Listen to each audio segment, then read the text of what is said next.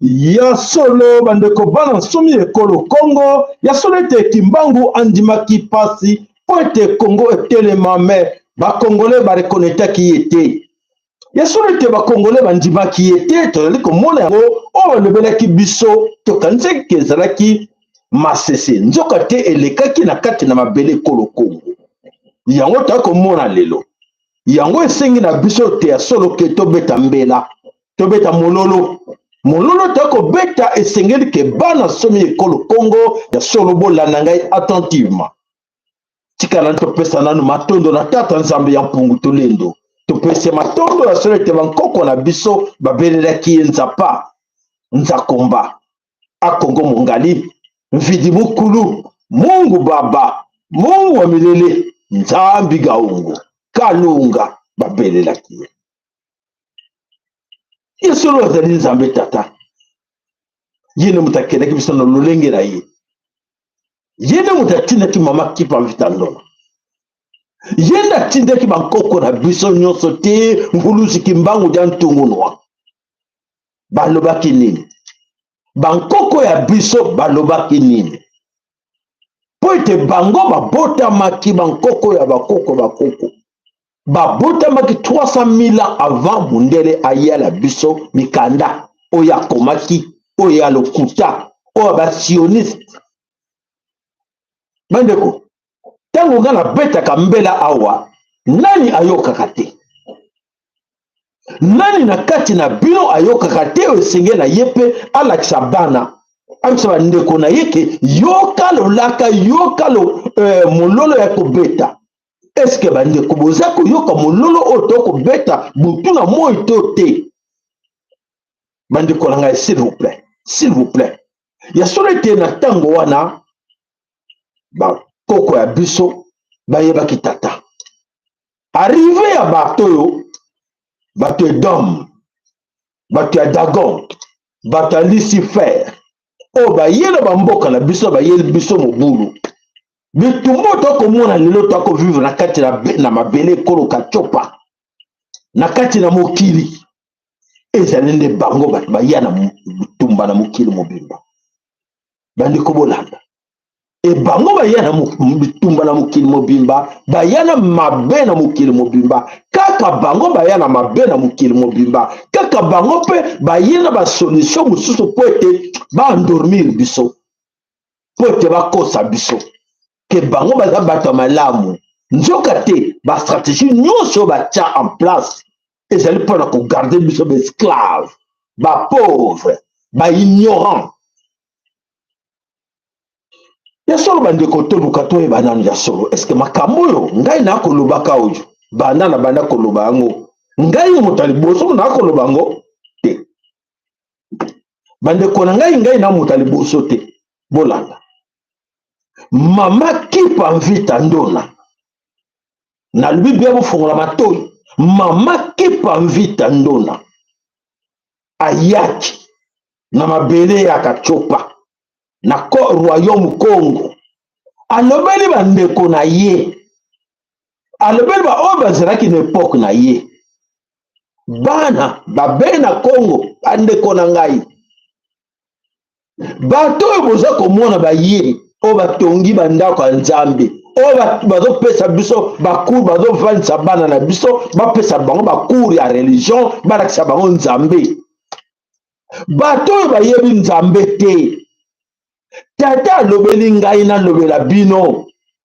soki tolandi lokuta na bango tokomona boye tokomona pasi tolanda lokuta na bango te baza bana nyoka mama kipa mvita alobi bazali bana ya nyoka baye po ete babwaka biso bavenin tolanda bango te kaka babe na Congo kaka bandeko ya ye baboyi koyoka ye baboyi koyoka ye na motema moko abitete lungwa wana yo mutu toyebi yo mwana ya nani ote atomonaka atambola na yawa aya kolobela biso makambo na atika tona na bo bayela liloba ya nzambe boye bayela nzambe bayaki na bato po esengeli tozela nzambe ayala bato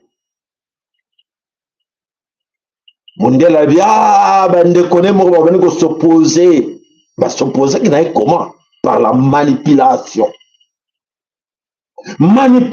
bamanipule bandeko ya ye ya mama kipa vita ndona te toboma ye toboma ye ndenge moko na lumumba mpe toboma ye ale u bamanipule na bamoyen tu bayaki nango bamanipule babe na Congo abe ale toboma ye tosala ndenge nini babandi komene bastratégie ti bandeko na ye moko bapropose ke tie tokotumba ye bondato toyabuka tobuka bakoni bango mpe bake kobuka bakoni po ete babuka bakoni batumba oyo ya bango ayeli bango libiki liloba ya libiki oyo nzambe apesi ye nzambe abimisaki moto na libanda te na mapata te quelque part alobaki te boyoka nazoba te atindaki moto ndenge azotinda biso takokawukaka mongongo mpo na kolobelaka bino bana mama Congo tosengi na bino balike tosengi na bino bakere na bino s'il vous plaît c'est profond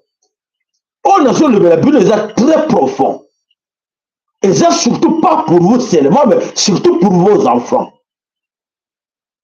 surtout pour vos enfants parce que nous sommes en guerre oui nous sommes en guerre l'armageddon boyoka bitumwa boyoka eye kobundana na kati ekolo Congo bomoni titre totieli bino ke barevenant boyo bakenda bazongi ebele mpona nini mpona kobunda bitumba wana po mingi bakufa bakenda malgré bango baboma bango e bitumba ya suka esengeli bango nyonso baya kobunda bitumba oyo mbala liboso ezolobela makambo oyo te mbala liboso te likambo Armageddon naloba banda kala e tozozongela bino yango mbala liboso teke naza kobenda bandeko na nga matoi ndenge mama kipa mvita ndona abendaki bandeko na ye na epoke wana ya bango matoi me bandeko na ngai mama kipa mvita asimaki fimbu te po ete bandimela ye me bamindele basimbaki fimbu po ete bankoko na biso bandimela bango batosa bango. Mais ce qui se passe aujourd'hui, bandeko ya biso obaye bapoli bango na banani na basango na ba missionnaire o bapesi bango rôle à jouer bazo jouer rôle wana malamu basimbi fimbu te basimbi shikoti te po babeta bino mais bino mo bozo komitika epai na bango bokomitika ba ame na bino epai na bango bozo komitika epai na bango na fimbu te facilement comment bandeko eza koyinda eloko nini ezosala ke bondima koteka yo moko okebi te nga na ye koteka molimo na ngai paster nga na ye zwa na yo molimo évêque cardinal zwa na yo molimo iman zwa na yo molimo bozo komitika milimo bino moko fimbu ebetami te ngai na ye mpe nalobi bandeko bana mama Congo nene nga na fimbo te na maboko me nazoteya bino tofongola matoi toyoka tososola mololo ya kobetama na ndako na village na zamba te bato ya zamba mpe balali te bango mpe mololo na bango bakobeta lelo bango babeta mololo ndundundundundu bakobeta wapi bacheche bomoni eloko eleka na kisasa église etie babafe l'église a bête musique. De l'autre côté, na mupanzi bar, et a bête musique. Allez, yo, moken. Bino nyonso tu bazo, donc, soko au kimi côté wana, au côté pa mususu. Madame Souba Karamba voisin. Donc, soko ke kuna, ayambio. Soko ke kuna pe ayambio. Bamusuba zo kansake, te tika na kenanga na bar kuna te komena basanga, te tika na côté l'église. Au kangami na mutambo. L'église, kaka ye Lucifer. Na bar, kaka ye Lucifer. Ok, comment on appelle ça encore, hôpitaux, kaka ye Lucifer na kati. Ok, na bureau minene, Lucifer na kati. Ok, na parlement, Lucifer a tondi kuna. Na présidence, Lucifer a pikami. Bisika nyonso, Lucifer a télémé. Comment sommes-nous arrivés là?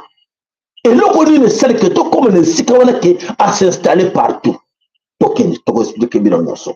Voilà la Katina Congo d'Antokila, l'Armageddon, la dernière guerre s'annonce. La dernière qui s'annonce chez nous au Congo. Et comment? Et na Congo. Pour être moukili banda, na Congo d'Antokila. Il y a un tumba. Oh non, il y a Dagon. Na yali se faire. Na tata galunga. Il faut pas bundama na katia. Il y a suka bitumba ya suka. Bitumba eza ko bundama partout. Toza na kati bitumba. Kwa kolobela ngale contrat zate. Tozali na kati na bitumba to vivaka to botama na kati na bitumba. Soko yebaka te ozaki ignorant, je t'apprends maintenant. Que nous sommes nés dans la guerre. Nous vivons dans la guerre. Donc batia ba guerre partout. Na ko expliquer no ba guerre en ndenge nini. Bitumba tozana biso ma bango ya nini. Na modèle tout batia bitumba partout. Ebe da sima bitumba wana biso toza kobanga to kobanga ka bitumba wana o ba yela biso to koki bitike pa na bango to kanzike libiki nzoka te kufa na kati wana boko yoka lelo nini ele bino lelo. Voilà, ya solo bana sobe kolo Congo. Malheureusement les bena Congo sont distraits. Bana sobe kolo Congo baza distrait, bitumba ezali bosa porte, bana Congo baza distrait. Alors baza distrait comment? Baza observer les signes du temps. Vous n'observez pas les signes du temps. Oh, nzamba zo tia la binobi lembo. Azo kokisa que no bana ba koyeba. Bana ba koyoka ba comprendre. Les bandi ko ba beta mololo ba comprendre ka njoko nosto mona keza te bozo comprendre rien. Nakoya ko expliquer bino. Alors bandi ko to expliquer bino nini oyo nyonso ezali ko leka kati na kachopa kati na mabele ya Congo d'Antokila o mabele ya Nzambe mabele paradis ya tata. Oyo ba yela biso bituma permanent. Tozalaka nango to vivaka nango. Pona nini? Toke. Alors, bango balobi c'est une bonne guerre. Na français na bango balobi c'est une bonne guerre. Guerre, soit biso to gagner, soit bango ba gagner. Mais depuis ba yela biso guerre, bango ba gagnaka. Pour to kena chuko le pas la bango. To moni passer l'équipe passer l'équipe nzala bitumba wana. Nzala passer na mutu passer OK na pharmacie. OK na dispensaire. OK na polyclinique. Ça ne va pas ngai il faut na réussir na vie na ngai il faut na sala nini na tina bana na classe okwe pa ina bango bana bakei école primaire secondaire humanité université supérieure humanité supérieure universitaire après balibité comme yo no comme mingi bazi papier pour apprécier le titre académique voilà titre universitaire zoyango yangoyo diplôme zoyango certificat zoyango étiquette ya idom bandeko lelo eza émission spéciale ezali spécial pour tirer attention na nyonso ya kobima na kati na monoko ya ngai nyonso eza ya ngai te oyo eza kobima mingi ezanga nazoloba ngo te botirika attention bozwa oyo esengeli bozwa soko boni kozwa matali yo. Alors voilà mes chers amis, c'est une bonne guerre. Oyo c'est quoi? Guerre à lavage de cerveau. Baninga laver ba cerveau comment? Par la manipulation. Ba laver biso, ba lava biso pardon. Ba chocolat biso, ba cerveau. Par la manipulation. Manipulation, je sais que nous avons expliqué bien aujourd'hui, il vous pousse à céder. Va pousser à biso to céder. Na ba voir nyonso. bandeko oyo azoyokana attentivement ekopermettre ye mpenza ameka koexplike ngo na bana na ye po ete bana na biso toza na besoin ke lobi bazala mayele bakwela libulu oyo esalema pendant basiècle te. Pendant des siècles, je dis bien. Oh, pendant 70 ans, Haïti, Lomboté, mais pendant des siècles. Alors, voilà, mes chers amis, aujourd'hui, livré par manipulation, va manipuler biso, va laver biso à cerveau, va manipuler biso, to va nous tika ba amna biso gratuitement au pays na bango. Na banzela nyonso okimi boke bazana yo oki o na kimeki kuno kebo aza wana telemi na kimeki na nzela simanda kona ya azali wana obimaki na kola plafond aza de partout ils sont là. Alors vraiment na préparer ki bino o to ko lobaka ke o guerre o to ko bunda la bonne guerre o to ko bunda sekel pe bino mo comprendre ko lobi moko te alobaka non na yeba kite moko te alobaka na yeba kite na ya wana passage biblique moko te.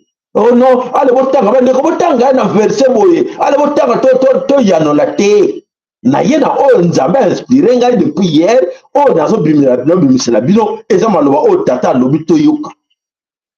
Alors bandeko bana somi kolo Congo lelo bozo komitika bino moko na kati na maboko ya Edom bomitiki na kati na Edom donc Edom asali ba piège na ye partout.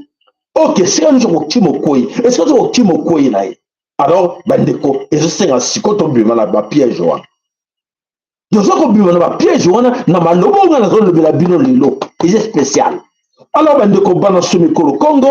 Alors, ce qui le biso to simi fimote, mais tu zoko le la bino. Na simi nga fimote, mais na zo pesa bino, o nzama lobi na pesa bino ngo bandeko to sosola to telemato bake ya solo maloba ya tata nzambe apesi biso eza nini po ete boyoka na kati na Congo dans totina. Mololo ezali ko beta na kati na Zamba, mololo ya ko beta biso bika mololo wana ozo ko beta na Zamba. Etali biso to beta mololo pona bandeko na biso bo bazana sobe o ba kendaki ke bakota na Zamba to benga bango bazonga bino mingi na kati na bino lokolo moko na kati ko moni banda zongisa makolo so banda lukanzela zonga na ndaku zonga na mboka kokota na sobe te poto kota na Zamba. Alors yoki ngai malamu. Alors aujourd'hui, na katia Kinshasa, information, les gens qui sont dans la forêt, gouvernement. Gouvernement, quand on parle du gouvernement, ministre Sika, déjà lobby que politique et koufa. Politique et koufa, religion peut koufa. Sabino ke ekufa et bango ba ili biso mololo ya Zamba otoko yoka kuna ke batebele ko luka ka ba position ngai na ko sala ministre ngai na ko sala député pona zambongo ebele pona sala bo makelele wana Zamba etali biso te bolanda ngote bolanda oyo toko ko Sabino ke préparez-vous à la guerre, préparez-vous à la guerre au babele la ka Armageddon. Tumba bataille ya suka oyo nzambe akobunda na ba oyo nyonso ya Lucifer achana kati na bele kolo mobimba ekolo mobimba mboke mukili mobimba Lucifer alobi akokende ndenge wana te il faut abunda nanu bitumba wana na kanisi atanga na tina kabilo video oyo papa ya lobaka na kanisi boyoka yango très bien oyo ayoka te na sengeli kaka même que na zongisa la bino video yango oyo mondele aloba na kati wana oyo ayoka te a tirer beaucoup de choses qui se cachent là dedans oyo la vérité oyo koloba wana yango to akomona ngoke eza kokokisama ezokokisa ekorate te na eleko oyo toza nango eza eleko ya tata nzambe ya mpungutu lendo oyo asaliki ya solo esengeli na biso to vivre oyo nyonso alakaki ke ekoya na kati na mokili na kati na Congo na ntotila oyo ke ntango nango ekoki esengeli tomona yango ekoleka na eleko tozali nango bandeko bomona yango kanisa te ke ekoumela te ntango nango nde ekoki aloba nini. Ce ne sont pas les hommes blancs qui vont diriger le monde. Ce sera les femmes, les personnes de couleur, et les hommes blancs vont connaître des temps difficiles. C'est comme les dinosaures. Un jour, ils vont disparaître. Et les dinosaures, quand ils ont disparu, leur cri était très fort et très agressif. C'est ce qui se passe avec les mâles blancs, riches et en colère, qui dirigent cette planète aujourd'hui. Leurs jours sont comptés. Voilà. Leurs jours sont comptés. Les jours sont comptés. Bitumba. Bitumba, yango se préparer. Il faut bunda mana Congo. Tata do makambo kala. Pour moi qui va na 33 degrés ba ki non ici. Alors, biso peut tous ali comme ça bino ke esili na bango bako kokali susute ko bunda bitumba o. Donc biloko nyonso oyo toko lo bake bitumba ezeli koya oyo bandeko ebele ba yebite ba mitika o to ba ndeko ba mitpaza na kati zamba oyo ba seda ki bo moto na bango na Lucifer. Ba seda ki bo moto na bango na Edom. Edom azwa bango amema bango na kati na zamba. Ba kanti ke baza na mboka nzoka te ba na kati na zamba. Akomisa bango ba PD. A commencé à formation, a commencé à niveau que non na kati na mokili oyo ba suna tina te poete ba kitsa ba pantalon na bango liboso et dom. La plupart na kati na bande ko na biso o ba kitsa ba pantalon liboso et dom et ça passe. Et alors tuzongeli makamuya mama kipa mvitandona apesa ke mateya alobaki bande ko bayoka kiete baninga ko yoka ite mengai pe na ye nazo benda bino matoi bande ko bolande dom te bokota na zamba te bozonga na mboka ndenge mama kipa mvita alobaki edom kaka oyo mama kipa mvita o abundiseke mama kipa mvita ye wana zana biso lelo na kati na Congo dantotela edom kaka ye wana na ba serviteur na ye bango baza na kati ya politique na kati ya parlement batondi na kati ya institution nyonso batondi na kati ya présidence batondi partout bazali mbozo sala musala ya Lucifer. Et Lucifer a dit, Juila biso la âme na bango, biso to pesi bino mbongo ba papier. Ba mbongo to pesi bino, bon manipuler bango na mbongo, bon jomili mo na bango, biso to na besoin mili mo na bango. Eh, batoyo, nyonso ba ko bela ba pasteur, ba évêque, ba bishop, ba nani, ba cardinal, ba nani bango nyonso, ba mbongo ba tie mupanzi, allez, ba vanisi ko manipuler ba to souffle na liloba. Nese bino, OK na kombo bakangiyo, OK bo bakangiyo, OK bakangiyo. Pour avoir nos âmes gratuitement. Nous avons gratuitement. Bakosio, na mbongo, et c'est le côté symbole. Donc, mbongo va pèser au candidat. Oui, va pèser un tel, va pèser une voiture, va pèser un ndako, va pèser un allez, quitte ta pantalon. Allez, comment lesbienne. Allez, ça va partout. Allez, ni ça la kaka oyo ke bor ba récupérer ba âme na bino. Et mingi ba récupérer âme na bino na nzela ya oyo ba ko benga soi-disant nzela ya nzambe.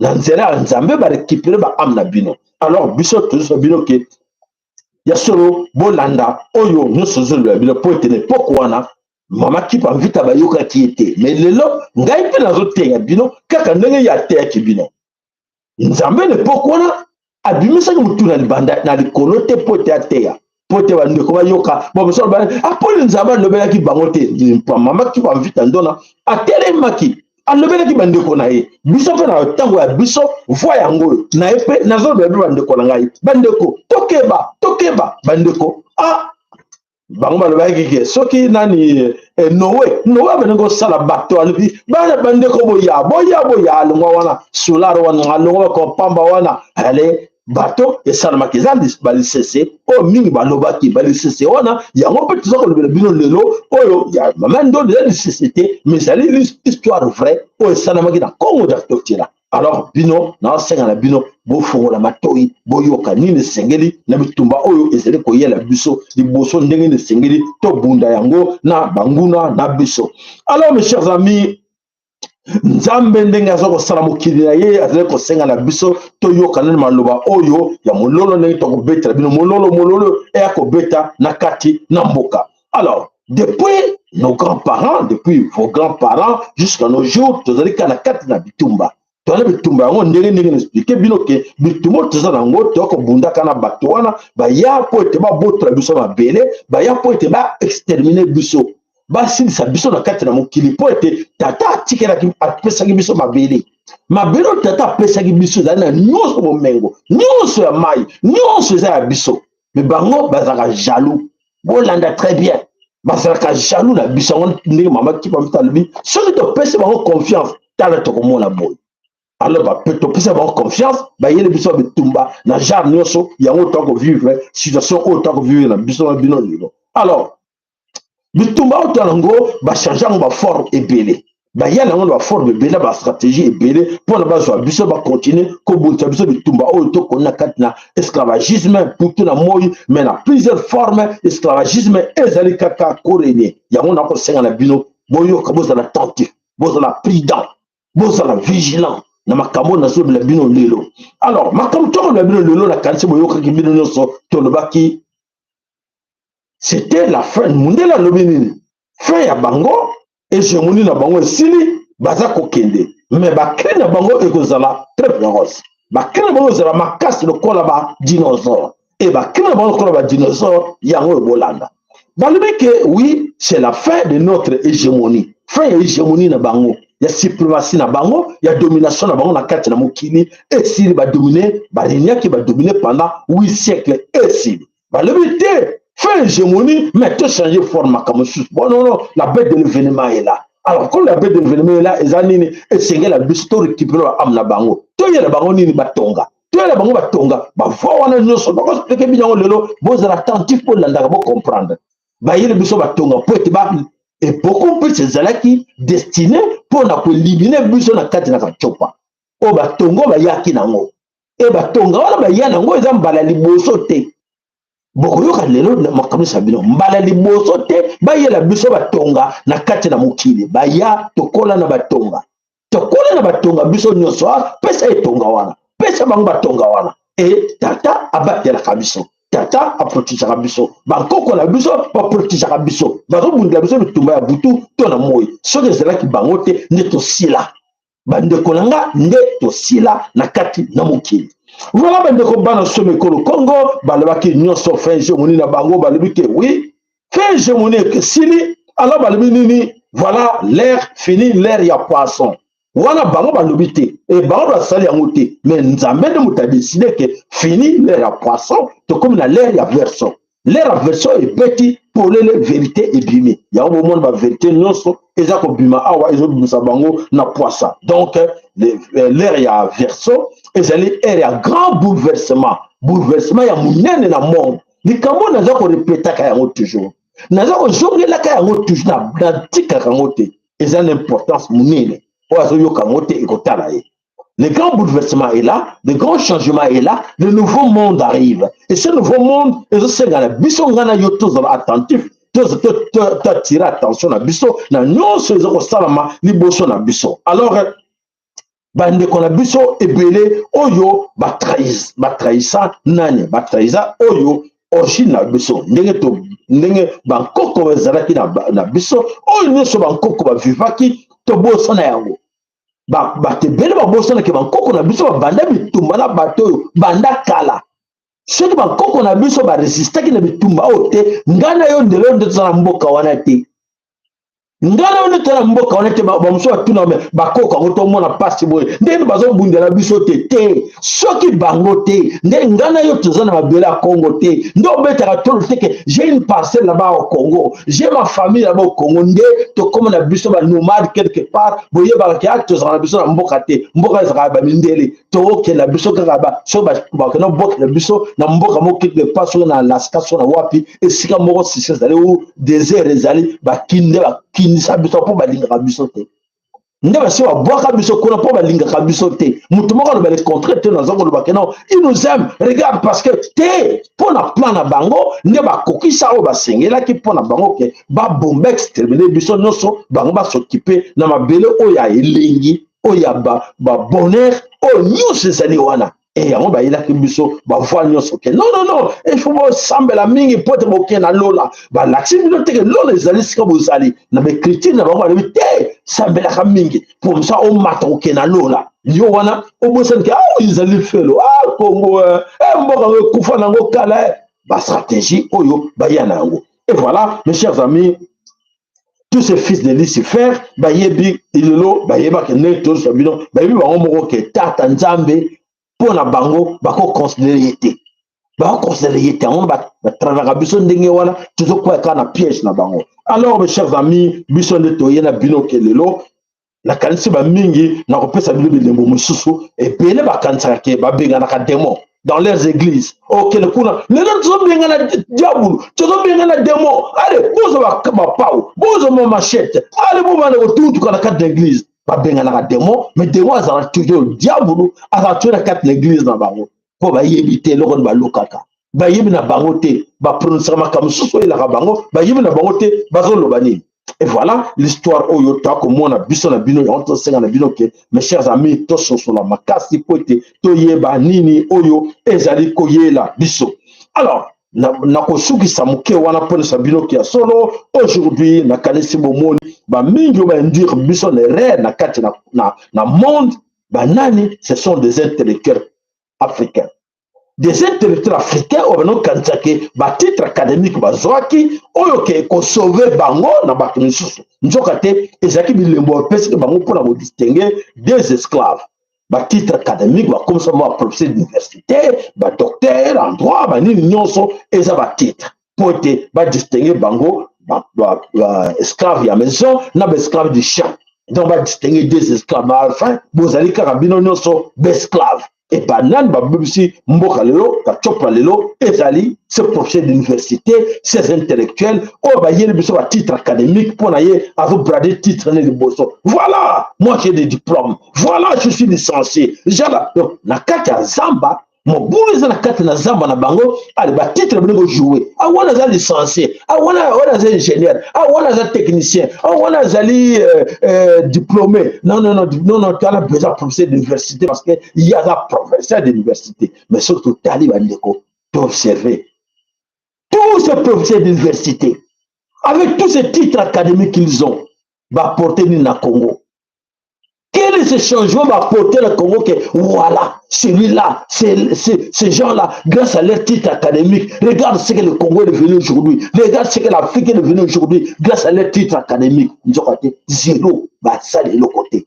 Et côté à bisoté, tu comprends que nous avons une stratégie mondiale, pas Kangabango, Kleboa, pas Kangé Mounoko, lui, toi, le papier là. Il faut respecter ton papier. Hein. Il ne faut pas se mêler avec ces gens-là qui sont des combattants, des policiers, là, les maïmaï là. Toi, tu es un intellectuel. Tu es un intellectuel. Alors, tu dois te comporter comme nous autres. Nous avons besoin de quoi ça va. Nous avons besoin de quoi ça va. Bandeko, bazou à titre académique, bazou à titre universitaire, projet universitaire, tout ça. Mais na kati ya mboka na bango et loko isate nkapu na nkapu.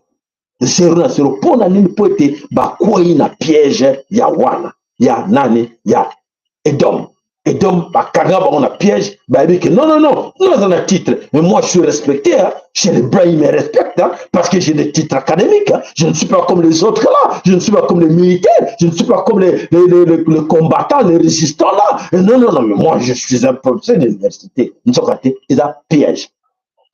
Alors, est-ce que vous avez les discours, voilà, les discours, ils parlent bien français, ils s'expriment très bien en anglais. Oh, l'anglais, ben oui, celui-là, il a vraiment étudié. Hein. Et le français, oh, de gros mots. Alors, les gros mots, oh, celui-là, c'est un professeur d'université. Oui, il est distingué par rapport, mais approcher, il pousse un peu, mais muta muntu zoba nkatu kibenda na mutuna ye loko ezate zoba ya baburiki nyonso na mokili azop ça on va regarder Napoléon quand bon nous on étudiait ça à l'université moi j'ai enseigné ça et puis Napoléon j'ai enseigné ça et Jeanne d'Arc j'ai enseigné ça tous les mots tata. Oh, c'est là qui est nini. C'est là qui connaît ma pote, oui. Et dis-moi une fois, en Afrique, avant tes grands-parents, tes grands-grands-parents, c'était comment? Ah, yébinete. Là, yébinete. Non, moi, ces histoires-là, non, vos histoires-là, africaines, non, moi, je ne suis pas intéressé dans ça. Moi, j'ai étudié à l'université. Ah bon? Na katia mindele, na poto, na batazi d'Amérique, il n'est pas considéré. On ne les considère pas comme un professeur. Combien de politiciens, des gens, chinois, asiatiques, on va avoir titre académique dans la banque de Gabiso. Ce qui est en Chine, on a un tout d'abord. Bana coûte maternité, on va prendre des banques maçonnerie. bonne école primaire, va apprendre mon menuiserie. Bonne base, apprendre mon mécanique. Mais la bichoté, apprendre comment à cause de la pasteur lobby. L'accès le sam, l'accès Bible. Alors, moi, on n'a pas venu étudier. Ah, là, voilà, abracatama, abracatama, abracatama. Mon fils, viens une fois. Abracatama signifie quoi? C'est dans quelle langue? Mais je ne sais pas. C'est notre pasteur qui dit ça. C'est notre pasteur qui dit ça. Voilà, bah, piège. Oyo, bah, ndeko na biso batie biso na kati na mobulu oyo bana na biso toujours enseigné bango buzoba et bango tikala ka buzoba so to bolandi te ona zo la bino lelo. Le premier temps qui non, oyo kozala émission moko oyo azo kolanda attentivement oyo azo tshaba la écouter, je vois très mal comment que na mutune soki loko les ali na kanti mutune ça doit comprendre que déjà très important pour l'avenir na biso pour tout le monde quelque part nous sommes bloqués. Nous sommes bloqués, nous sommes reculés. Aujourd'hui, l'Afrique est reculée de 150 ans en arrière à cause de ces gens que je vous cite là. Et alors, Bolanda, comment l'homme blanc s'organise? Quelles sont les stratégies qu'il a mis en place pour nous garder esclaves, pour nous garder dans cet état-là, Bolanda? Alors, tu comme on a tata biso bandeko ya biso master na biso misusu wana tout ça tu comme on a que échoué. La finalité, résultat zéro. Et l'autre exact, l'Afrique est là toujours, malgré le passage à l'université, enseignant, mais pour mettre ça en pratique, il est incapable de le mettre en pratique parce qu'il est limité quelque part. Limité parce que ma façon qui est. Ma façon qui est dans mon délai, Azra Tchakou pour parler, mais ailleurs dans matière dans mon tout exact. Matière dans mon tout que non, Azra capable que non, mes chers amis, si nous nous organisons, on est capable de fabriquer telle histoire, mais il n'y a pas naïe Tchakou. Et voilà. Alors, mes chers amis, on a Koloba, le loto komona, eloko mokote, bosali, to, eloko mokote na kati na Congo, to monipe, eloko mokote na kati na mokili. Alors, ces gens-là, regardent le piège. Bon, là, le piège. Ces amis, ces politiciens font confiance au Fonds monétaire international, à la Banque mondiale. Parce que la branche au mondial a piège pour nous piéger. Et ils font confiance dans nous. Donc, c'est-à-dire que le titre de nous appelle ça bango, biloko va coach ça bango, nabandako va coach ça bango, toujours na confiance. Et mondial, comme il prend bien contrôle de ça, a dit non, ils vont tomber dans ce piège-là. Dans ce piège, il y a facilité. Non, mais qu'est-ce que tu veux? Tu es quoi? Tu veux fabriquer quoi? Et tu dis, non, je voulais juste avoir un peu de moyens pour essayer de m'organiser, pour faire l'agriculture, pour produire des tomates. Mais non, mon ami, ne va pas là. Pourquoi produire des tomates? Nous avons beaucoup de tomates ici. Attendez, on va te fournir des tomates. Attends, j'appelle mon ami là, qui est en Italie là. Allez, mon frère, en Italie, Agostino, allez, envoie-moi des tomates pour les Congolais. Parce qu'ils voulaient faire l'agriculture des tomates. Ils n'ont pas besoin de ça. Ils ne sont pas au niveau de faire de l'agriculture.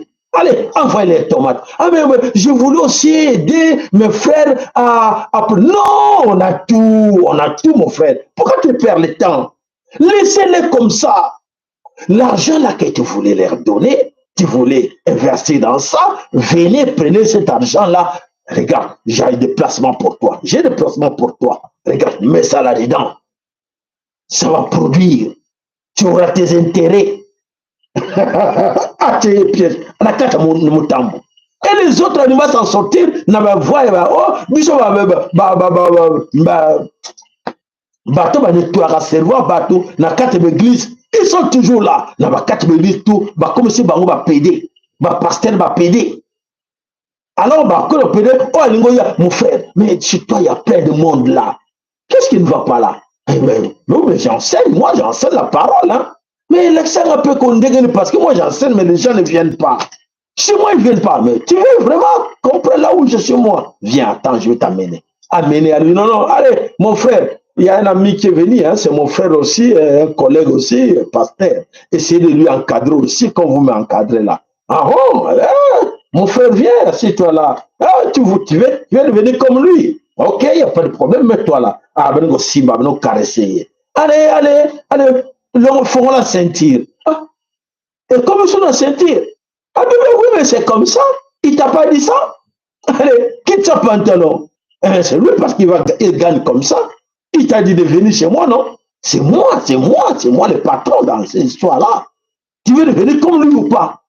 Et comme on avait. Mais non, garde secret, c'est pour toi. Lui, est-ce que lui t'a dit ça? Est-ce que toi, tu vas dire ça à ta femme? Est-ce que tu diras ça à tes croyants? Mais non. Allez. Courage, mon frère. Allez, courage. À passer, à quitter mon Congo. Allez, pas, allez, allez, prends 5 millions pour toi. Et tout ça, c'est pour moi. Oh, mon frère. Oh, tu es gentil. Hein? Oh, non. Tu es gentil, tu m'as aidé vraiment à avoir beaucoup d'argent. Oh là là. Et voilà, c'est parti. L'âme est restée là. Âme, il y a pasteur à Tikali. Et dites-moi un peu là, le frère Bolanda. Ce pasteur-là va être gentil en toi, ou ce politicien-là, à cause de la gentille, pour te donner gratuitement l'argent. Mon frère, j'ai le problème chez moi, les enfants ne vont pas à l'école parce qu'ils n'ont pas l'argent, parce que je n'ai pas l'argent. Ça ne va pas à la maison, ils n'ont pas mangé 2 jours. Oh, mon frère, on est dans l'art. Moi, je suis dans l'art, autant ça, non, des brutons, mon frère, même, au moins, il y a un bureau, mais à bout qu'on paye même $20. Alingo tika souffrir tiko luka otuna ye comment il gagne la vie et à même kuna ale kokana bino nyoso ba amna bino sekei. Vous comprenez ngo matone. Voilà, on continue aujourd'hui ces gens-là nos frères ba mipesi bazo zelanini les dons. FMI, Fonds monétaire international et attendre les dons venant des États-Unis d'Amérique. Pour moi, l'émission de Sivno Makamouza grave, les prochains animaux, vous allez bien comprendre. Alors, Bandeko, Boz à la première fois, Bandeko, Moussous Makamouza, ya, Nassim, Eza Makassi. Alors, non, nous, on attend l'aide au développement. Ils viennent nous aider, comme ça, nous allons nous développer. Parce que les aide au développement, n'est-ce pas? On nous a raté, et là, on les a ratés. Aide au développement, Fonds monétaire international, aide nous sur non, eh bien c'est moi, ça ne va pas, non, mais c'est là pour s'occuper de tes gens qui sont malades. Oui, mais c'est allez, pesa bango mangwele, yo zambongo, teka mili mona bango, et c'est comme ça marche comme ça. Donc, toujours tika la carte tourner kakawana, les sikamoko, alors, bande comme sous bakansi que te, bango ba yele besoin de solution. Tu vois, quand on a des problèmes chez nous, ils viennent là pour nous aider. Comment? Oui, quand on a des problèmes, il y a au commissariat des réfugiés, à Koyawana, pour nous protéger. Ah bon? C'est lui le pyromane. C'est lui qui crée toutes ces guerres. Et il vient là pour vous sauver. Vous êtes tous malades. Vous pensez qu'ils sont là pour vous sauver? Non, ils sont là pour créer des guerres et vous déplacer. Donc, vous prenez comme réfugiés, vous amenez dans les camps de réfugiés, arrivez là-bas dans les camps de réfugiés, vous comme au Telangana, et là-dedans, ils commencent à faire des trafics des organes. Bolanda, le Lezakoyinda. Quand nous sommes dans un piège, là-dedans, vous suivez encore. Batebino fier ba réfugiés, batodi, nakatuana, bazasa la trafic des organes. Comme si bana bibali ba pédé na kati wana ba tongo ba yekuna moeta osakarate. Voilà mes chers amis, la situation que nous vivons en Afrique aujourd'hui, et on va se faire biso engrais. Vigilance, boyoka, bo panza ba sango, bo sosola, pour nani tokomi bon. Alors mes chers amis, voilà. Nyonso wana tolobie ki ya solo bandeko ebele baza koyeba te nyonso basala nyonso po ete bakanga biso na otage na bango. Et alors voilà tokende en image comme ça bon comprendre nyonso yo na lobeli bino et bokomona image et quoi attirer attention de beaucoup parmi vous oyo babane koyeba te makambo nini oyo mondele azali kosala na kati na bamboka na biso. Alors Tobanana nous na makambo oto biseki bino ke nous sommes là na kati na Kinshasa ba biso ke oui bakenda ke ça fait déjà une année oyo pardon 1 mois oyo bakenda ko signer des accords et ba accord ba signaki pour na kota la paix na kati na Congo paix yango ezate bitumba qui continue chaque jour. Donc boza komona ka ba piège yango ça continue toujours. Allez tokana ndeko yo alobani. D'ailleurs je veux venir à la 7e raison. La raison qui m'a arraché les tripes, la raison qui m'a fait pleurer les larmes, c'est l'engagement pris par le régime Tshisekedi de brader les richesses du Congo sous l'égide des États-Unis, sous l'égide de la coalition régionale sous le contrôle des États-Unis, dont le Rwanda et l'Ouganda principalement, et au détriment des intérêts souverains du peuple. Dans cet accord-là, la partie 6, c'est le diable en personne qui opère. Voilà, Je vous résume le premier paragraphe. La partie 6, le diable opère contre le peuple congolais. Ce premier paragraphe dit que les ressources minières, les ressources naturelles stratégiques, les ressources rares de la République démocratique du Congo appartiennent désormais à toute la région. Cadre d'intégration économique régionale. Tout ce qui fait la richesse du Congo là appartient désormais à toute une région.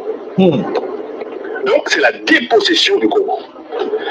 On ajoute qu'il faut que les richesses du Congo, parce que le Rwanda n'en a pas, il faut que les richesses du Congo procurent davantage de prospérité aux deux parties, c'est-à-dire au Rwanda et à la République démocratique du Congo.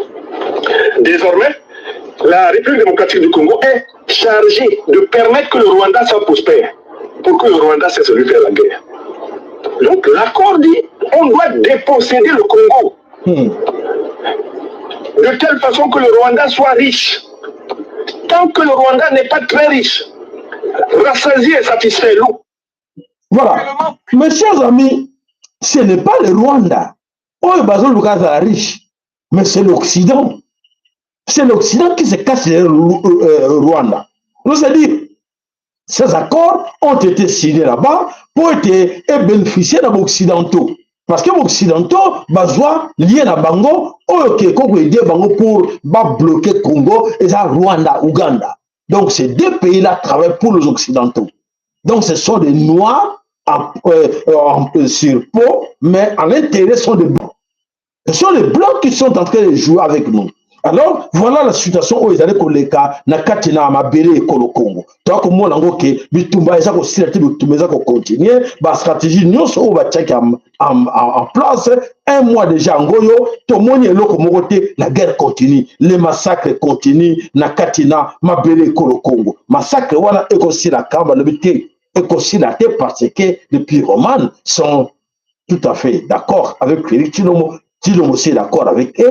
De continuer de faire les massacres au Congo. Alors, pour expliquer bien en sommet, alors, toujours qui marche mon corps pour vous, et que tu expliques bien, et là, on y est, les allez connaître, qui connaît, Vatican aussi, et le béni Makamoya Kamanda. Et donc, Mboka Kamanda, Félix a fait ordre, va qu'il y massacrer la carte na Kamanda. Boyoka. Tout ça, bien, Maïr. Il mio profondo dolore per brutale attacco terroristico avvenuto nella notte tra il 26 e il 27 luglio scorso a Komanda, nella parte orientale della Repubblica Democratica del Congo, dove oltre 40 cristiani sono stati uccisi in chiesa durante una viglia di preghiera e nelle proprie case. Mentre affido le vittime all'amorevole misericordia di Dio, prego per i feriti e per i cristiani che nel mondo continuano a soffrire violenze e persecuzione. Voilà, mes chers amis, beaucoup de monde va piège aujourd'hui, dans les gens, nous avons Caritas, Caritas Bangoana. Donc, c'est-à-dire que s'organiser dans tout que bon monde qui va sauver. Ils viennent avec des solutions. Mais quels sont les auteurs de tous ces massacres-là? Ils appellent les terreaux, qui sont allés là-bas. Mais les terreaux, dans va combattre les terreaux depuis longtemps. Comment va arriver à arrêter les terreaux? Et aujourd'hui, quand on voit bien, c'est que ce n'est pas dans la région, il y a un grand lac. La France qui est là, c'est la France qui produit les terroristes. La France, c'est connu au monde entier. Mais pourquoi Kizaka France est à niveau à ONU? Pourquoi Vatican a quoi acquisé France ouvertement que France arrêtez de faire les massacres? Oh, Moussoussou, allez, quand il est Boston, il y a le bac qui est oui, Botika Congo tranquille. Botika Congo tranquille pour être bon, il y a un massacre, nous faisons les cas, et ça bango. Et ça et ça continue. Et biso moko nde ba kolomboka, biso moko nde ba bena Congo, tozali komi kotaka na kati na buzoba, to ke no pesa toujours ba confiance, to pesa ba crédit, il y a doute. Oh non mais ils sont pas tiko kene. Na tango bino bozo alimenter deuxième pilier autobenga christianisme. Vous tombez là-dedans. Banzo puissant va dire no ba yebite que c'est nous. Mais ba tebike bango. Bana kati bango tout. Yo kena kati na église okanzike te tika na sambela nzambe ye Lucifer le bizoba akanza lokota wane pona nzambe azuyo. Mes chers amis, to comprendre makamuni zo yela biso. Voilà bandeko, surtout ko mona makambo nyonso ozo na kati na ekolo Congo, eza ya pasi ya ko mona ke makamzo de na kati na ekolo Congo, biso moko tuzo ko alimenter mabe ozo yela biso na kati na mukini.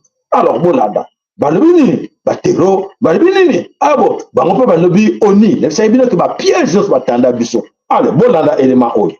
Suivez. C'est une crise humanitaire qui se joue dans le plus grand silence. Au nord-ouest du Kenya, les camps de réfugiés de Kakuma et Kalobaye sont au bord de l'implosion après le retrait brutal de l'aide américaine. On en parle avec Christophe Dansette dans la chronique Écoute. Bonjour Christophe, la situation devient catastrophique sur place. Oui, le camp de Kakuma est un camp qui a été créé en 1992. Il abrite aujourd'hui près de même plus de 300 000 réfugiés qui sont venus principalement du Soudan du Sud, de Somalie, d'Éthiopie ou encore de RDC. Celui de Kolabaye, installé 20 ans plus tard, se trouve à une vingtaine de minutes de moto. Depuis lundi, des affrontements ont éclaté entre réfugiés et forces de l'ordre dans le camp de Kolabaye. Ils se sont poursuivis hier. Au moins 2 personnes ont été tuées par des tirs à balles réelles de la police.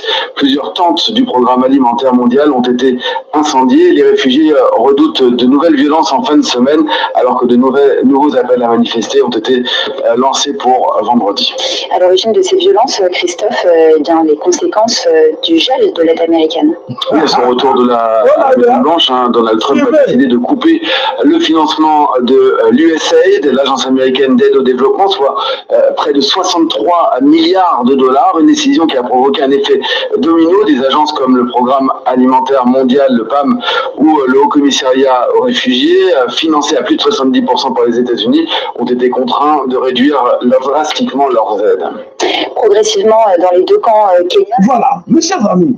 Oui, le PAM, par exemple. Comme je vous dis, la bonne c'est un bandeko, et là obligé de la nana nous suite. Ça a provoqué un effet. Voilà, suivez, comme ça je vous explique. Alimentaire mondial, le PAM, ou le Haut Commissariat aux réfugiés, financés à plus de 70% par les États-Unis, ont été contraints de réduire drastiquement leurs aides. Progressivement, dans les 2 camps kenyans, la nourriture a commencé à manquer. Oui, le PAM, par exemple, a dû diviser par 2, voire 3 les rations distribuées. Aujourd'hui, les réfugiés survivent avec moins de 1000 calories par jour, un petit bol de riz, quelques lentilles, et puis c'est tout. Et les transferts en espèces qui permettaient d'acheter des produits de base ont été entièrement supprimés, et c'est ça qui a provoqué les premières manifestations lundi, en plus d'un nouveau système de distribution d'aide jugé inégal. J'ai pu m'entretenir avec Hubert Senga, réfugié congolais qui vit actuellement à Kakuma depuis près de 10 ans. Il a fondé une ONG, Génération Aide, qui propose des formations professionnelles aux réfugiés, mais son organisation aussi dépendait largement des aides américaines, et donc il implore aujourd'hui la communauté internationale de ne pas les oublier. Il n'y a plus de nourriture. Les gens sont en train de mourir. Il n'y a plus de soins médicaux. Il n'y a plus de l'eau potable. Il n'y a plus de bonne éducation primaire et secondaire. Et personne ne semble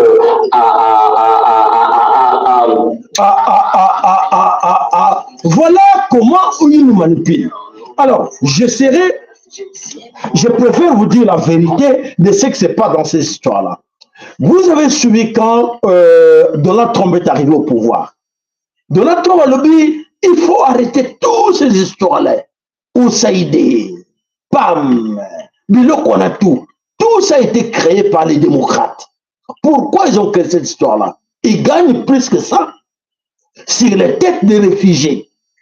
Donc, ça dit que Ils donnent cet argent-là. L'argent ne va pas en Afrique. L'argent ne va pas dans les camps de réfugiés. Ils donnent des points de nourriture à gauche, des médicaments à gauche, à droite. Il y a des choses aussi périmées. Ils changent des dates. Ils envoient ça aux singes dans les camps de réfugiés. L'argent reste là dans leur banque.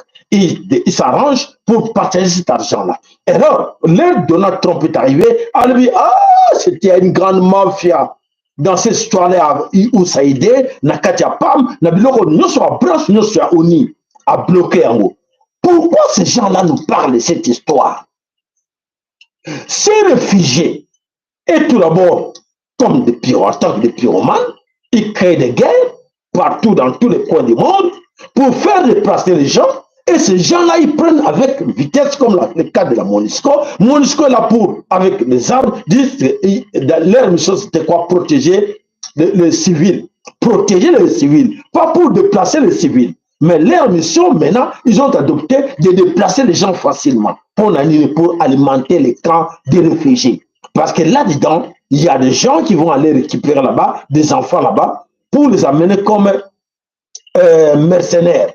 Qui vont servir de chair à canon dans les guerres qu'ils ont partout au monde. Donc, ces gens-là qui vont prendre, ils viennent de là. Et là-dedans, ils profitent aussi, faire du trafic des organes. Quand on va réfugier, donc, trafic des organes,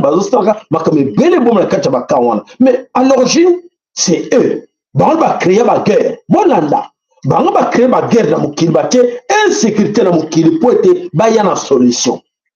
Donc, ils créent des guerres et après, ils amènent la solution. Mais la solution, pas pour vous. La solution pour gagner encore au nom de la guerre. Est-ce que vous comprenez, Nango? Gagner encore l'argent au nom de la guerre. Donc, ça veut dire qu'ils jouent là-dedans. Ils jouent là-dedans, c'est-à-dire qu'il va créer guerre et il y a une solution. Solution, on n'a pas pour vous les victimes. Solution, on a pour eux toujours, les grands gagnants toujours. Ils ont gagné de la guerre pour déplacer les gens, remplacer les autres populations à la place comme les cas de chez nous, les Tutsis. Donc, je joue ma carte belle, mais piège, toujours nous les Africains. Pourquoi? Nous sommes trop têtis. On pense que, comme on a vu tout à l'heure là, on pense que niveau bazalango, au bazali formaté, formaté, on doit programmer na makamamindele, on doit penser que ça maïe intelligence, sagesse, et là que ça na tout na bango, bazo tomber toujours dans piège, banda ba yaya na bango, ba bima, ba yaya na bango ba trahisa, ma bela kachopa. Et bango bazo connaît toujours qu'on trahir pour bazo choisir parmi bango que non, on a travaillé avec la famille telle, famille Boy. Ah ben oui, on va compter avec cette famille-là parce que son père était notre travailleur, il était trop, il nous respectait, ils écoutaient nos ordres, on prend aussi son fils. Son fils, ça y est, manipulation. Et le fils pense que il est gagnant parce que là, on l'a choisi. Après son père, on l'a choisi. Nous avons dit, les grands gagnants, ce n'est pas vous, c'est les... Et total, à la fin des comptes, personne ne va s'en sortir dans cette histoire. Personne ne va s'en sortir. Or, sa tête pour dire que oui, moi j'ai l'argent, j'ai des sociétés. Qui peut nous dire qu'il a des sociétés Banda, l'époque même il y a Kasavubu, jusqu'à présent, l'époque même Mobutu, jusqu'à présent, avec l'argent qu'ils ont pris là, même na Togo, même na Côte d'Ivoire, même na Gabon, partout au Kende, Bazana que l'autre côté père en fils, et l'autre côté, et Baroto, tu as regardé le français dans mon nom. Ah mais oui, c'est un intellectuel, hein, mais c'est un politicien, hein, et voilà, c'est un politicien. Le politicien, pour faire quoi? Politicien de quoi? La solution. Quelle vision que vous avez? Vous voulez faire quoi de ce poste que vous cherchez? Poste dans un pays, et l'opposition est zéro. Alors, c'est à nous maintenant, il y a qu'on se mobiliser pour dire qu'on en a marre de ces gens-là. Il faut les chasser. Il faut chasser tout ce monde. N'acceptons plus jamais que quelqu'un aille dire que non, moi je suis intellectuel, j'ai des diplômes d'université, je suis professeur d'université. À l'origine de notre souffrance, malheur, ce sont ces gens-là qui sont à la base. Parce que la plupart d'entre eux, ce sont des hommes-femmes, des BMW. Voilà, c'est ça justement. Parce qu'il a des amis, à l'école, Fonds monétaire international, à l'école, la Banque mondiale internationale, à l'école, partout. Donc, comme moi, si la bango. Alors que l'autre, ça là, il faut m'utiliser. Non, non, mais lui, non, lui, c'est notre gars, non? Il est avec nous dans tel pays. Non, on va l'amener au Congo, on va l'amener au Gabon, on va l'amener en Côte d'Ivoire, on va l'amener en Angola. Donc, il joue avec nous. Et lui va voir que non, non, Mondial m'a pointé. Non, mais mon frère, mais oui, on a regardé ton CV, on a vu que vraiment tu dois travailler pour nous. Et voilà, on a choisi que tu vas t'occuper tel poste dans tel pays. Il est très content. Il est très content. Mais là, à Kenekuna, obéissant, n'a pas hors de bateau, et pour détruire là où il est parti. Vous comprenez comme ils ont les Galamokili. C'est ça la grande vérité. Pour vous dire que la situation où il y a au Nakatia Armageddon, Nzambe a pardonné mingite Nakati na biso, ba oyo nyonso ba c'est les qui faire le bosso ya démon. Oyo nyonso ba obéissaki na oyo makambo ya démon asali. Voilà mes chers amis, alors on a Congo d'Antotila, Subilo que makambo ezali koya na kati na mboka wana batebele bakomona yango liboso na bango ke ba wana bakoyeba ke oui tozalaki ba hauteur na kati ya makambo nyonso ya souffrance bandeko na biso e wana na kanisi na yebi te soki ekosukela bango ndenge nini. Voilà bandeko tokei na kati na Sud Kivu, na kati na Sud Kivu ya solo mes chers amis. Très cher Maï Maï, je vais adresser maintenant à très cher Maï Maï, nos amis, les jeunes qui sont là-bas, Nakata Maï Maï. Merci pour les gens qui ont compris la manipulation de Félix Antoine Tshilombo en créant les Wazalendo, en créant les RAD, en proposant l'identification de Wazalendo pour les affaiblir. Et maintenant, comme vous avez compris, je suis vraiment très content de vous. Je tiens vraiment à vous féliciter. Depuis hier, je vous félicite. Je félicite les Maï Maï, ceux qui sont restés constants dans cette histoire. Pas ces gens-là qui sont un pied dehors, comme les Justin Bitanquira, qui est en train de trahir son peuple, qui est en train de trahir ses frères des Sud Kivu. Justin Bitanquira, comme l'autre là, William Yakotumba. Pour la Bango, c'est une occasion, une opportunité pour la Bango de gagner beaucoup d'argent. Et Bango va travailler dans le compte à Félix Antoine Tshilombo. Et les autres, on va dans la carte, il y a champ de bataille, la carte à front, on va côté la carte rad, ils attendent quoi? La nomination. Comme on ça, bon, promesse. Le nouveau gouvernement Koya et l'armée, nous allons réformer l'armée et voilà, beaucoup comme généraux et pour la Bango, oui, RAD c'est la solution. Pour la mission RAD c'est la solution. Mais je m'adresse à vous maintenant. Attention, attention. Si Félix Antoine Tshilombo a fait l'approche là vis-à-vis de vous, ce n'est pas Félix Antoine Tshilombo. Lui, on l'a envoyé, venu vers vous. Pour quel objectif?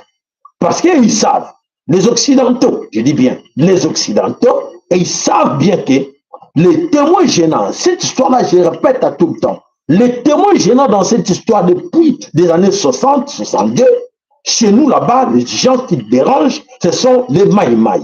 Alors, toutes les stratégies qu'ils sont en train de mettre en place là, c'est pour vous affaiblir. Quand ils vont proposer des titres, quand ils vont proposer des grades, quand ils vont prendre vos frères là qui sont au fond là, qui sont les chefs de ce groupe-là de Maï Maï à gauche, à droite, qui sont aujourd'hui dans les rades, qu'est-ce qu'ils vont faire avec ces gens-là? Ils vont les amener, écoutez, maintenant, vous êtes général.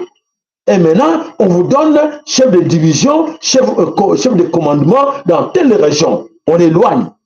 Bon, on est très bien. On va l'éloigner loin du Sud Kivu, loin du Nord Kivu, loin du Fizi. On va l'envoyer, exemple, dans le Bandundu, dans l'Équateur, dans le Bas-Congo. On l'envoie là-bas, c'est fini.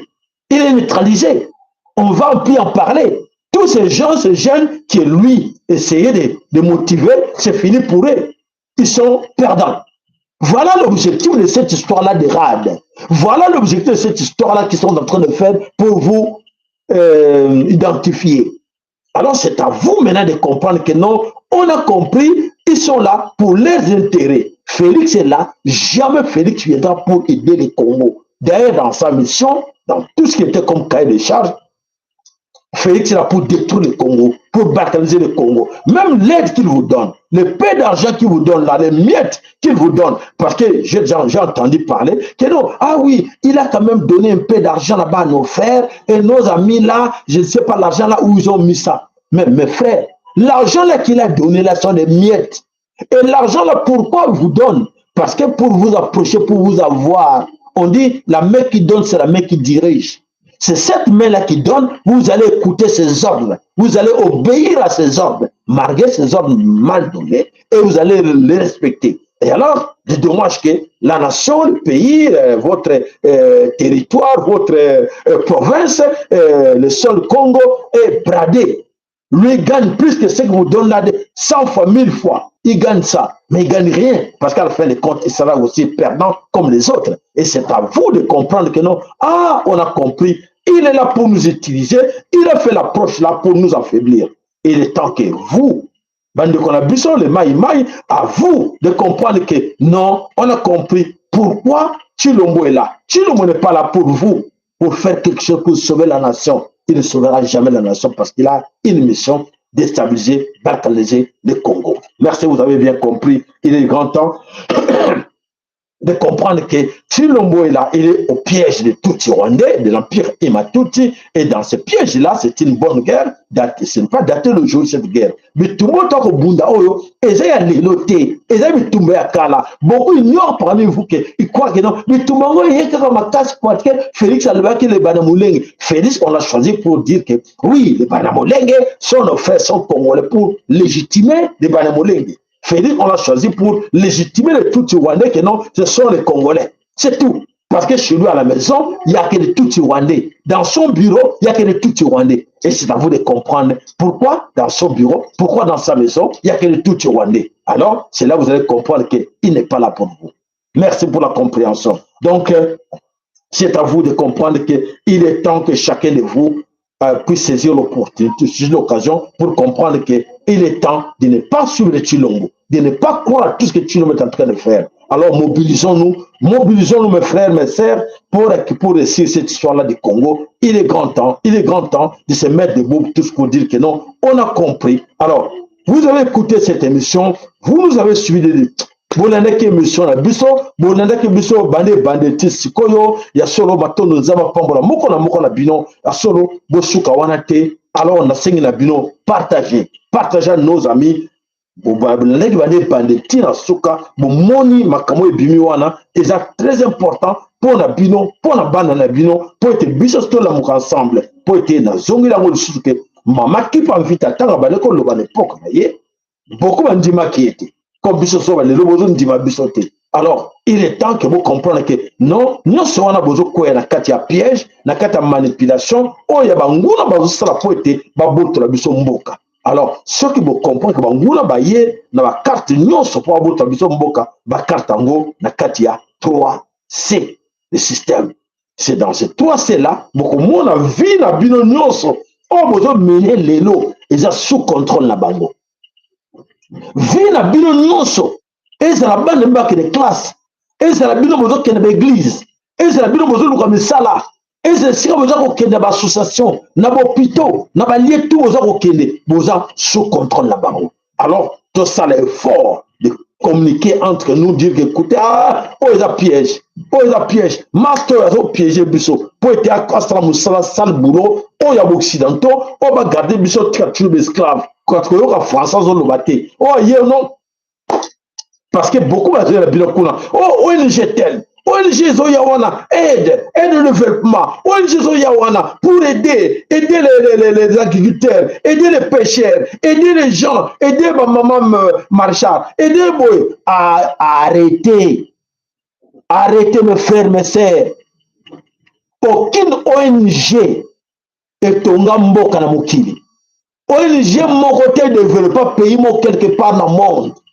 Que non, grâce à ONG là, regarde comment ils sont développés. Rien.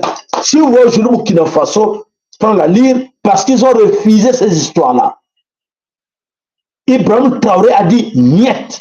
Plus de questions chez moi. Ne venez pas avec votre Fonds monétaire international. FMI, ne venez pas avec ça. Banque mondiale, ne venez pas avec ça. Vos ONG, gardez ça chez vous. Oh quoi ça? Non, non, nous voulons vous aider. Nous sommes la PAM. Non, non, non, PAM, là, c'est bon pour vous les Américains. Il y a des Américains qui mettent le fin là-bas aux États-Unis d'Amérique. Gardez cet argent-là pour vous. Non, non, nous sommes là pour l'aide au développement, parce que pour vous développer. Depuis quand que vous êtes en Afrique?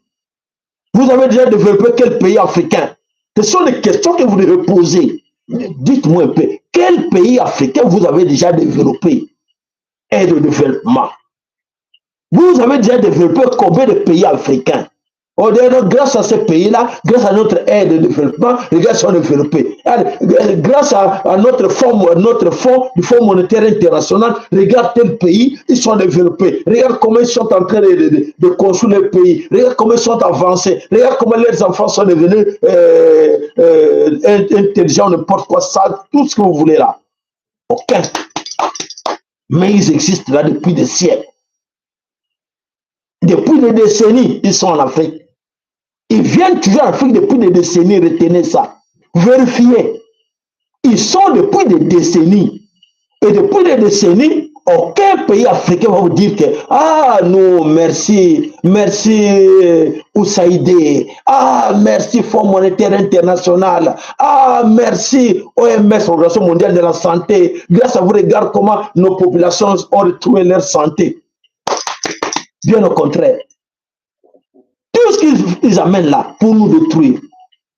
Organisation mondiale de la santé pour nous détruire. Fonds monétaire international pour nous détruire, pour nous voler. Vous gardez endetté. Donc vous gardez là en espérant que vous allez vous en sortir.